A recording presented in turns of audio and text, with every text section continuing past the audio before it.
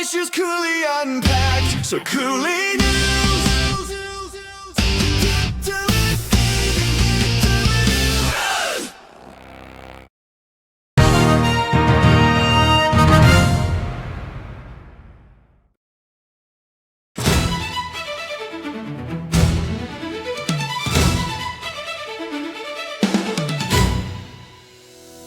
전직 대통령 부부와 국무총리, 국방부 장관까지 대한민국 핵심 권력이 줄줄이 피고인석에 앉았습니다.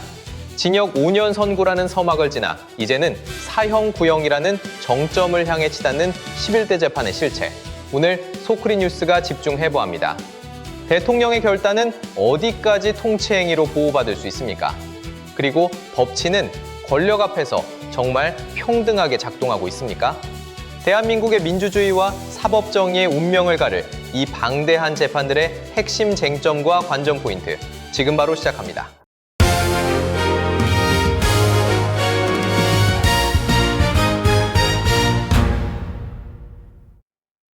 시청자 여러분 안녕하십니까? 오늘의 소크리 뉴스 시작합니다. 지금 대한민국은 헌정사상 유례 없는 사법의 계절을 지나고 있습니다. 전직 대통령이 동시에 8개의 재판을 받고 배우자와 국무총리, 국방부 장관까지 줄줄이 법정에 서는 모습은 우리에게 많은 질문을 던집니다. 징역 5년 선고라는 서막을 지나 이제는 사형 구형이라는 정점을 향해 가고 있는 윤석열 전 대통령의 재판들. 오늘 소크리 뉴스에서는 이 방대한 11대 재판의 실체를 아주 깊이 있게 파헤쳐 보겠습니다. 먼저 윤석열 전 대통령이 받고 있는 8개의 재판부터 살펴보시죠.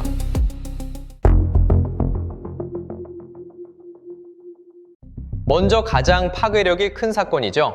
서울중앙지법 형사합의 25부 지귀현 부장판사가 심리 중인 내란죄 재판입니다. 혐의는 명확합니다.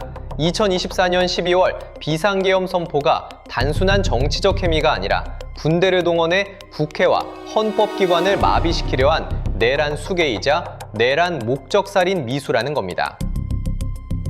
윤 측의 반론은 이렇습니다. 당시 국정마비 상태를 타개하기 위한 대통령으로서의 고도의 정치적 결단이자 통치 행위였다는 것이죠. 현재 상황은 특검이 사형을 구형하며 결심 공판을 마쳤고 오는 2월 19일 1심 선고를 앞두고 있습니다. 중점 관전 포인트는 법원이 통치 행위라는 방어막을 어디까지 인정할 것인가, 그리고 전두환 전 대통령 이후 첫 내란죄 유죄 판결이 나올 것인가에 있습니다.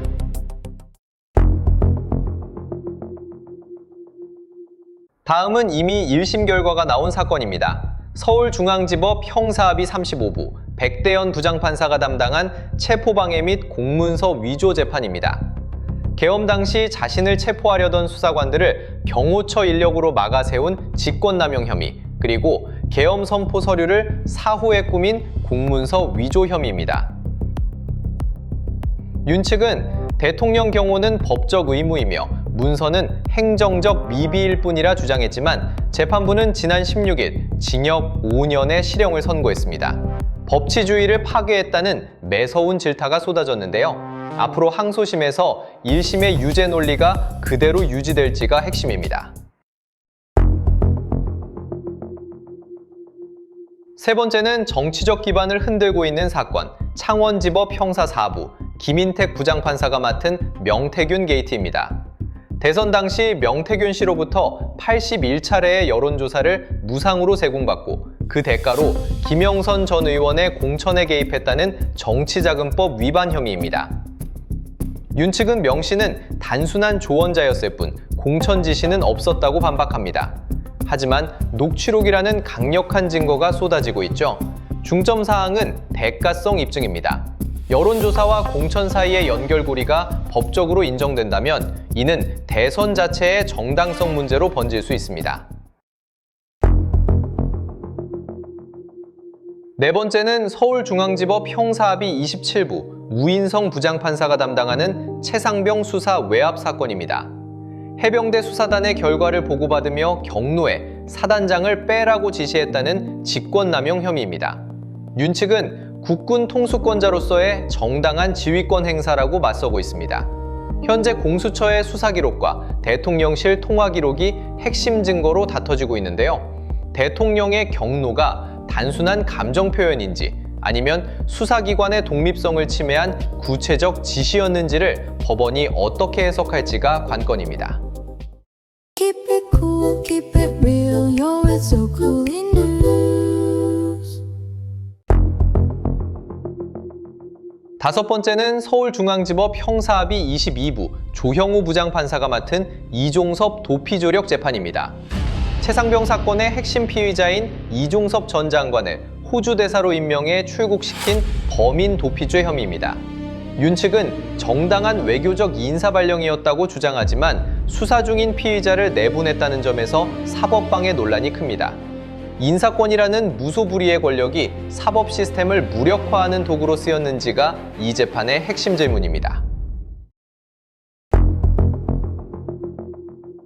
여섯 번째는 대선 당시의 발언들이 발목을 잡은 공직선거법 위반입니다. 현재 증인신문 단계에 있습니다. 대장동 등 주요 의혹에 대해 대선 과정에서 거짓 답변을 하여 유권자를 기만했다는 혐의입니다. 윤 측은 기억에 따른 발언이었고 정치적 견해 표명일 뿐이라고 맞서고 있습니다. 발언의 구체적 사실관계가 객관적 진실과 얼마나 다른지가 유죄 판단의 잣대가 될 것입니다.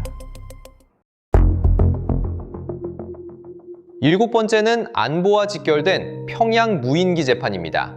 배북 무인기 작전을 통해 남북 간 군사적 긴장을 의도적으로 고조시켰다는 외환의 죄 및 직무유기 혐의입니다. 윤 측은 북한 도발에 대한 비례 대응 원칙에 따른 안보 수호라고 반론합니다. 이 재판은 안보 결정이 국가 위기를 초래했는지에 대한 매우 드문 법적 판단이 될 것이기에 군사기밀과 통치권의 경계가 어디까지인지 주목해야 합니다. 마지막 여덟 번째는 위증 혐의입니다. 현재 검찰의 수사 단계에 있습니다. 한덕수 전 총리 재판 등에서 자신에게 불리한 내용을 피하기 위해 허위 증언을 하거나 종용했다는 의혹입니다. 윤 측은 기억에 근거한 진실한 증언이었다는 입장입니다. 관련자들의 진술과 엇갈리는 물적 증거가 나올지가 수사의 핵심 열쇠가 될 것입니다. 이제 배우자 김건희 여사의 3대 재판을 살펴보겠습니다. 김건희 여사는 2009년부터 2012년 사이 도이치모터스 주가 조작을 통해 8억 원대 부당이득을 취한 자본시장법 위반 혐의로 주 2회 속행 재판을 받으며 2025년 말 증거조사 마무리 단계에 있으며 대선 기간 정치 브로커로부터 여론조사를 무상 제공받고 공천에 개입했다는 정치자금법 위반 의혹이 해당 사건에 병합되어 심리가 진행 중에 있습니다. 또한 특정 후보 지원을 위해 통일교 교인의 집단 입당을 주도했다는 정당법 위반 혐의에 대해서도 2025년 12월 9일 재판이 시작되어 현재 공판 준비 단계가 진행 중입니다. 윤 전 대통령과는 경제적 공동체이자 정치적 운명 공동체라는 점에서 김 여사의 유죄 판결은 곧 윤 전 대통령의 직권남용이나 뇌물 혐의와 직결됩니다. 특히 1월 28일로 예정된 도이치모터스 선고에서 김 여사가 방조를 넘어 주도적 가담자로 인정될 경우 윤 전 대통령의 재임 중 수사방해 의혹은 걷잡을 수 없이 커질 것입니다. 대통령 부부만이 아닙니다. 한덕수 전 국무총리와 김용현 전 국방부 장관의 재판도 진행되고 있습니다. 한덕수 전 국무총리는 비상계엄 선포를 방조하고 내란에 가담한 혐의로 징역 15년이 구형되었는데요. 1월 21일 재판에서 1심 재판부는 한 전 총리에게 구형보다 훨씬 높은 징역 23년의 실형을 선고하고 그 자리에서 법정 구속했습니다. 재판부는 헌법 수호의 의무를 외면하고 친위 쿠데타에 가담한 책임이 매우 무겁다며 엄벌의 이유를 밝혔습니다. 내란의 핵심 실행자로 지목된 김용현 전 국방부 장관은 사형에 준하는 무기징역이 구형된 상태입니다. 이들의 재판 결과는 윤 전 대통령의 내란죄 재판의 결정적인 증거이자 예고편이 됩니다. 하위 공직자들이 대통령의 명령이라 어쩔 수 없었다는 논리가 법원에서 받아들여질지가 관건입니다. Stay informed with the truth.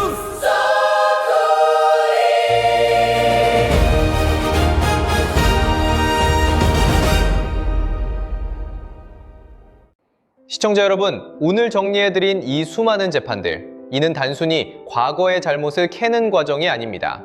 대한민국이라는 국가 시스템이 권력자의 사유물로 전락하지 않도록 법치가 어떻게 작동해야 하는지를 보여주는 역사의 기록입니다.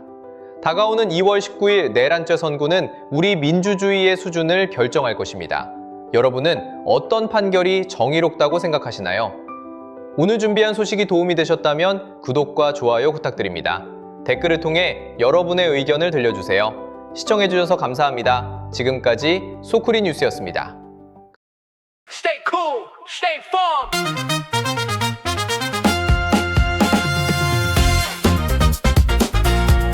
So cool in news.